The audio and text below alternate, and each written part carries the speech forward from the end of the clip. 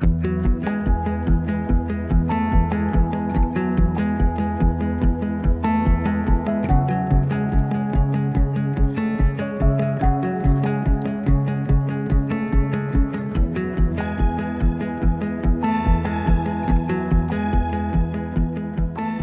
perkenalkan nama saya Arif Ramadan. Pada kesempatan ini, saya akan memaparkan rencana pembelajaran semester untuk mata kuliah Statistika Industri.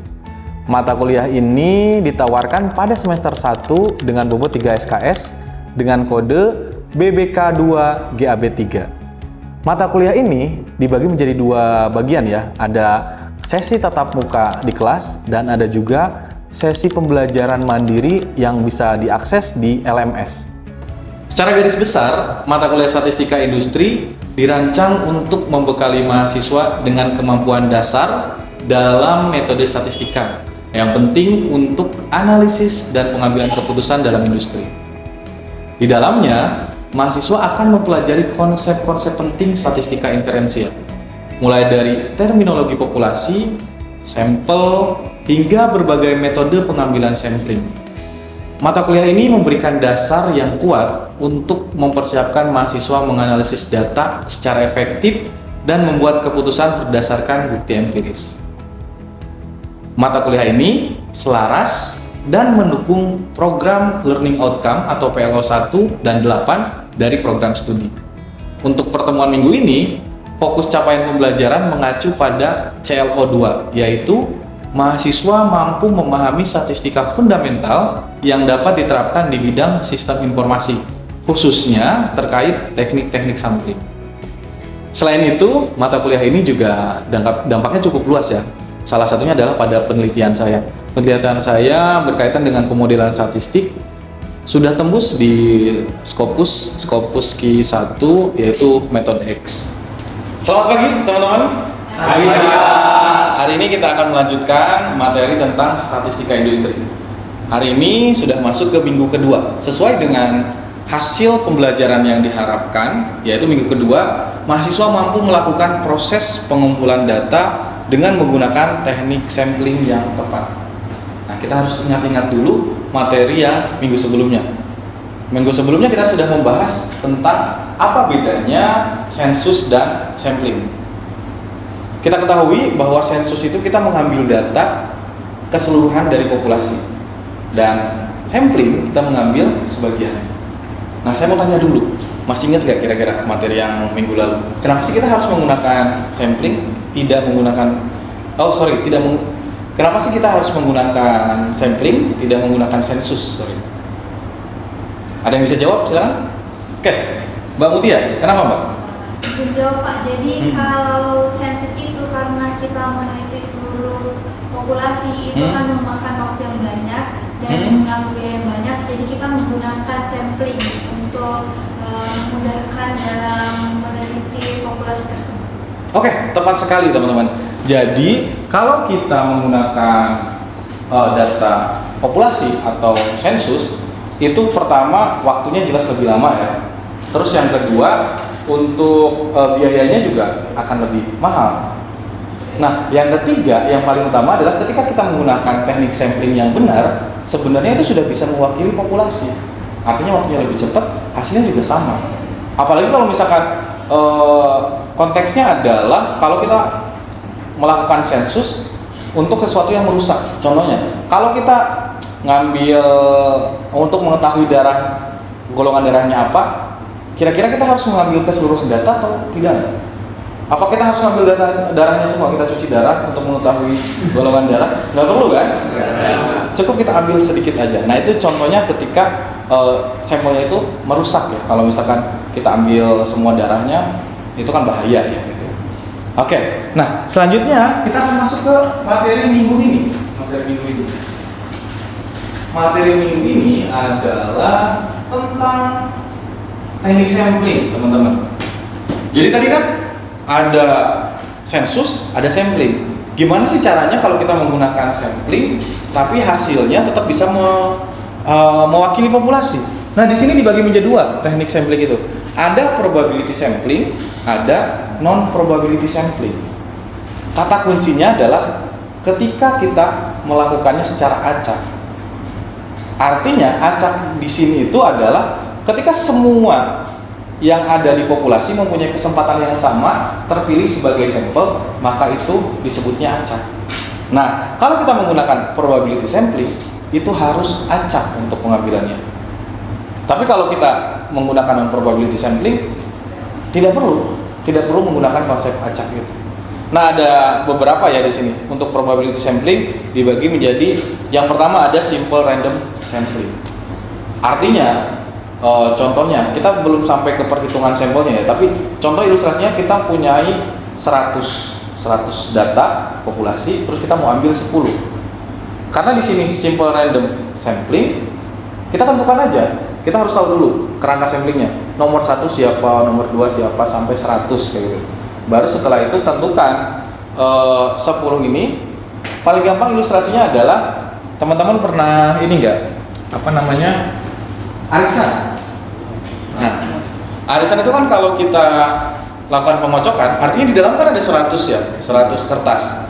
Kalau kita keluarkan 1, kira-kira semua kertas, semua angka tuh ada kemungkinan yang sama nggak untuk keluar? Ada. Nah, itu yang disebut dengan random. Paling simpel kayak gitu. Kalau sekarang udah banyak aplikasi di internet, misalkan pakai search aja di Google. Nanti misalkan mau merandom gitu, merandom mengeluarkan 10 angka dari 100. Nanti kita masukkan angka 1 sampai 100-nya berapa. Terus nanti misalkan keluar angka yang keluarnya misalkan 7, 10, 12 dan seterusnya. Nah, itu adalah hasil randomnya. Itu semua angka yang ada di populasi sudah mempunyai kesempatan yang sama. Terus ada stratified random sampling. Stratified random sampling ini jadi ada tingkatannya, ada stratanya. Paling gampang, misalkan di tell you. Di tell you itu kan ada dosen, misalkan ada karyawan, ada pimpinan. Nah, ini adalah strata-stratanya. Jadi kalau tadi misalkan ada 100 ya, pimpinan ada 10, terus karyawan ada 40 dan dosen ada 50. Kalau kita pakai stratified, misalkan ngambil 10, berarti dibagi 3 itu harus dapat 10. Makanya dibagi 2 lagi, ada yang proporsional atau ada yang disproporsional. Jadi kalau proporsional, misal dari 10, tadi 100 diambil 10 berapa persen? 10% ya? Berarti kalau misalkan pimpinan ada 10, 10%-nya adalah 1. Kalau misalkan karyawan ada 40, 10%-nya ada 4. Dan kalau misalkan dosen ada 10, ada 50, 10%-nya adalah 5. Itu kalau proporsioner. Tapi kalau disproporsioner, yang penting dari 100 ini terambil 10. Misalkan dari pimpinan terambil 5, terus dari karyawan terambil 4, dari dosen terambil 1. Nah, itu tetap terambil 10 dari 100, cuma disproporsioner. Nah, acaknya di mana? Kan tadi konsep probability sampling harus acak ya. Acaknya di mana? Ya acaknya tadi ketika ngambil 1 dari 10 itu diacak. Kayak tadi lah konsep di apa namanya? Kayak arisan gitu. Terus ngambil 4 dari 40, ngambil 5 dari 50, itu yang acaknya di sini. Terus ada cluster sampling. Nah, cluster sampling juga kalau itu ada wilayahnya. Jadi misalkan di Jawa Timur ada 38 wilayah. Nah, yang pertama kita ambil sampelnya dari 38, misalkan diambil berapa wilayah? Misalkan diambil 5 wilayah. Nah, itu kita acak wilayah mana aja yang dapat. Terus habis itu tiap wilayah dihitung ada berapa sampel yang digunakan. Itu cluster sampling. Terus ada systematic random sampling.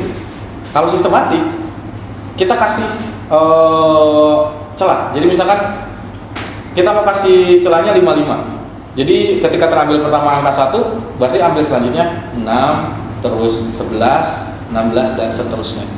Nah, itu kalau sistematik random sampling. Terus randomnya di mana? Kalau kayak gitu kan berarti angka 2 dan seterusnya nggak dapat ya. Cuma dapatnya 1 sama 6. Randomnya di mana? Randomnya adalah penentuan angka pertamanya. Jadi untuk menentukan angka pertamanya di mana? Kalau misalkan kebetulan angka 1 tadi, berarti yang lain nggak dapat. Cuma kalau misalkan kita acak, penentuan angka pertamanya ketemunya angka 99 dengan celahnya adalah 5. Berarti dari 99 tambah 5 jadi 104. Berarti setelah 99 angka 4. Dan setelah angka 4 angka 9 dan seterusnya. Tetap acak karena pemilihan pertamanya yang berbeda. Oke. Nah, sebelum kita masuk ke non probability sampling, saya coba tanya dulu. Ada yang bisa memberikan contoh nggak simple random sampling? Sistem simple random sampling itu kayak gimana tadi? Acaknya di mana acaknya? Kan dulu gak ada yang respon, gak ada yang respon. Itu di luar skenario tadi. Kepanjangan mas? Apa? Kepanjangan nggak? Enggak, 8 menit barusan. Aman ya? Aman. Oke, teman-teman, tadi kita sudah bahas tentang probability sampling. Nah, saya coba satu aja deh, yang simple random sampling. Ada yang bisa memberikan contohnya nggak? Boleh, silakan mas. Contohnya seperti yang tadi Pak, arisan. Oke, gimana tuh konsepnya? Arisan itu kan di dalam satu toples itu kan ada banyak kertas. Ya. Nah itu kita kocok sampai salah satu keluar. Nah itu di setiap kertasnya itu punya probabilitas yang sama. Oke. Apakah seperti itu Pak? Good, betul. Jadi konsep arisan kita akan mengambil satu sampel dari keseluruhan populasi yang ada di dalam gelas itu misalkan. Nah itu adalah konsep simple random sampling. Selanjutnya ada non probability sampling. Nah tadi kalau probability sampling ketika kita menggunakan aturan ini, maka hasil dari karakteristik sampel yang kita dapat itu bisa mewakili populasi. Tapi kalau non probability sampling itu nggak perlu acak. Yang pertama ada convenience. Yang digunakan adalah kemudahan aja. Saya misalkan mau menganalisis perilaku dosen dalam menggunakan media sosial misalkan. Karena saya kenalnya misalkan dosennya Bu Anita, ya udah Bu Anita aja. Itu nggak dicek berapa populasinya, sampelnya berapa. Karena Bu Anita mudah ditemui dan enak diajak ngobrol, jadikan sampelnya Bu Anita aja. Nah itu yang convenience, yang penting kemudahan. Yang kedua ada purposive sampling. Jadi sesuai dengan tujuannya. Kalau purposive sampling di sini ada dua, bisa judgment sampling sama quota sampling. Jadi kalau ini contoh kita mau mengetahui tentang budidaya padi. Kayaknya petani lebih oke dan orang tua saya misalkan petani. Saya tanya-tanya orang tua saya aja misalkan tanya 5 orang keluarga cukup gitu misalkan. Terus di sini ada quota sampling. Kalau tadi judgment sampling sebenarnya lebih ke ahli misalkan. Itu yang menjadi sampelnya adalah ahli. Tapi kalau quota sampling itu biasanya kita tentukan dulu. Ini akan selesai kapan? Misalkan ketika saya targetnya 15 orang, ketika sudah sampai ke 15 orang, berarti sudah selesai. Selama kuota ini belum terpenuhi, berarti kita harus nyari data lagi. Lalu yang terakhir ada snowball sampling. Kalau snowball sampling, sering sekali sebenarnya teman-teman ketika tugas akhir bikin kuesioner di-share ke A, dan si A kirim lagi ke misalkan A sama B. Si A sama B kirim lagi ke C, D, E misalkan. Kan makin gede. Itu konsepnya seperti bola salju, makin menggulung. Nah, itu konsep snowball sampling. Tapi lagi-lagi non probability ini tidak bisa digunakan untuk mewakili populasi, lebih ke untuk gambaran awal saja. Nanti kalau mau mewakili populasi, kita masuk ke probability sampling. Oke, teman-teman sampai sini ada yang mau ditanyakan? Oke, teman-teman, tadi kita sudah bahas probability sampling dan non probability sampling. Ada yang mau ditanyakan sampai sini? Boleh angkat tangan? Siapa? Oke, silakan. Saya mau nanya tentang yang snowball, Pak. Oke, snowball. Nah, jadi kalau misalnya kita tuh melakukan, saya mau melakukan penelitian. Nah, penelitian ini saya mau menyebarkan awalnya itu ke keluarga saya. Oke. Nah, keluarga saya menyebarkan lagi ke keluarga terdekatnya. Itu gimana? Apakah bisa masuk ke snowball? Oke, berarti tadi mau lakukan penelitian. Iya. Nah, yang pertama karena kita mengenal keluarga, kita share ke keluarga. Dan keluarga ternyata memberikan lagi ke keluarga-keluarganya misalnya gitu ya. Nah itu sesuatu, itu yang disebut dengan snowball sampling. Tepat sekali mas. Oke. Ada lagi pertanyaan teman-teman? Cukup ya? Cukup. Oke, jadi teman-teman untuk pertemuan hari ini kita bahas tentang teknik-teknik sampling. Nah, selanjutnya untuk mengukur kemampuan atau pengetahuan teman-teman pada hari ini, saya sudah mempersiapkan asesmen di LMS. Jadi silakan teman-teman bisa mengerjakan tugas dan kuisnya. Selain itu juga saya menyediakan video pembelajaran yang bisa teman-teman akses juga untuk menambah wawasan. Oke, untuk hari ini saya kira cukup. Terima kasih atas kehadirannya. Kita ketemu lagi di pertemuan minggu berikutnya. Terima kasih. Assalamualaikum warahmatullahi wabarakatuh. Waalaikumsalam warahmatullahi wabarakatuh. Assalamualaikum warahmatullahi wabarakatuh. Saya Arif Ramadan. Pada video kali ini kita akan membahas mengenai teori sampling dalam pertemuan pertama kuliah Statistika Industri dengan kode BBK 2GAB3. Kita akan mempelajari tentang konsep dasar sampel dan bagaimana sampel itu didapat. Kemudian melangkah ke bagaimana cara mengambil sampel yang benar dan tantangan apa saja yang mungkin kita hadapi. Kita akan mulai dari konsep dasar populasi dan sampel. Apa itu populasi, apa itu sampel, dan apa yang membedakan dua hal tersebut. Dalam setiap penelitian, kita punya dua pilihan utama untuk mengumpulkan data. Pertama, kita bisa melakukan pendekatan sensus, yaitu mengumpulkan data dari seluruh populasi. Ini seperti menghitung setiap orang di sebuah kota. Yang kedua, kita bisa melakukan pendekatan sampling, di mana kita hanya mengumpulkan data dari sebagian kecil populasi yang kita pilih secara cermat. Inti dari teori sampling adalah bagaimana kita bisa memilih bagian kecil dari populasi itu sedemikian rupa, sehingga bagian kecil itu benar-benar bisa mewakili keseluruhan populasi. Ibaratnya, kita mengambil secangkir air laut, dan dari secangkir itu, kita bisa tahu seperti apa rasa lautnya. Jadi, kapan kita melakukan sensus, dan kapan kita harus melakukan sampling? Coba amati ilustrasi ini. Gambar tersebut menggambarkan proses pengumpulan data yang harus kita kelola. Ilustrasi di sebelah kanan menunjukkan bahwa wanita ini hanya menikmati makanan yang ada di sendok sayur tersebut. Itu berarti ia hanya membutuhkan sebagian dari masakannya untuk memastikan rasa masakan yang ada di dalam panci tersebut. Hal ini sejalan dengan metode sampling yang membutuhkan sebagian kecil dari populasi yang ada. Sedangkan gambar yang di sebelah kiri menunjukkan wanita tersebut tanpa akan melakukan makan siang, di mana ia memakan seluruh makanan yang ada di meja. Hal ini seperti teori sensus yang menggunakan semua data dari populasi yang ada. Dalam statistika, kita seringkali berbicara tentang inferensi, yaitu menarik kesimpulan tentang populasi berdasarkan data yang kita dapatkan dari sampel. Jadi, kita mempelajari yang kecil untuk memahami yang besar. Panah yang menghubungkan keduanya menunjukkan bagaimana kita melakukan sampling dari populasi untuk mendapatkan sampel. Dan kemudian dari sampel ini kita melakukan inferensi untuk kembali memahami karakteristik populasi. Ini adalah jembatan yang menghubungkan data terbatas dengan kesimpulan yang lebih luas.